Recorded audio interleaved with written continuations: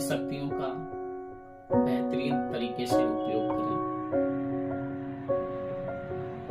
रामकृष्ण परमहंस के बारे में हम लोग सभी लोग जानते हैं, पढ़ते हैं।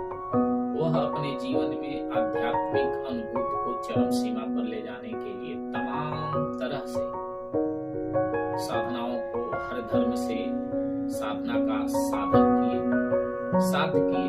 वो इस्लाम धर्म से,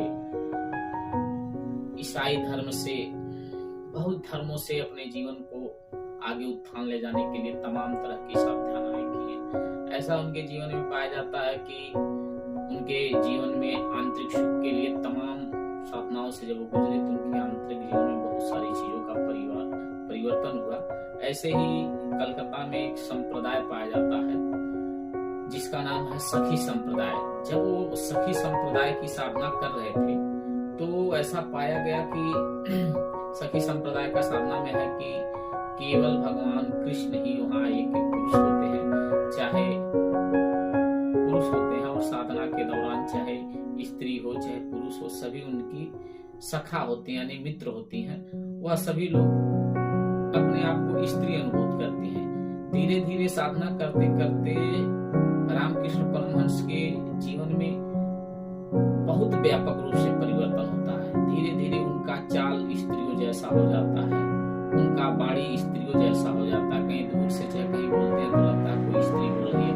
यहाँ तक तो होता ही होता है मित्रों, लेकिन उनके जीवन में और भी अद्भुत घटनाएं घटती हैं। जैसे उनको मासिक धर्म आने लगता है, जैसे स्त्रियों को आता है मासिक धर्म, उनको ऐसे मासिक धर्म आने लगता है। इतना अद्भुत परिवर्तन देख के विज्ञान के लिए भी एक चुनौती का दृष्टि पैदा हो गया।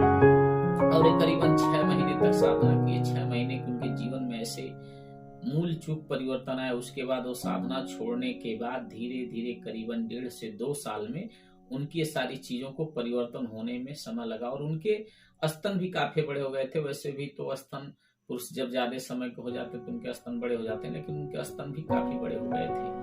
मित्रों, मेरे कहने का मतलब है कि जब हम किसी चीज को 100% मनोभाव से अपने मन को स्वीकृति दे देते हैं तो आपके जीवन में अद्भुत मन की शक्तियों का जबरदस्त प्रभाव होता है, जिससे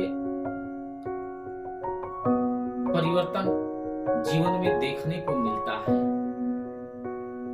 हम आप लोगों को इन घटनाओं से चीजें बताना चाहते हैं कि आपके भी अंदर वो सारी शक्तियां हैं, लेकिन हम लोग अपने आप को इतना आपाधापा, इतना व्यस्त जीवन में रखे हुए हैं कि हम लोग कभी एकांत में बैठ के अपने आप को 2 मिनट रिलैक्स समय नहीं देते हैं, अपने आप को स्व अनुभूति से जानने की कोशिश नहीं करते, अपने मन की शक्तियों को जानने की कोशिश नहीं करते। केवल बाह्य प्रत्यावर्तन, केवल बाह्य जगत में भागते हैं। वो शक्तियां आपके अंदर भी हैं।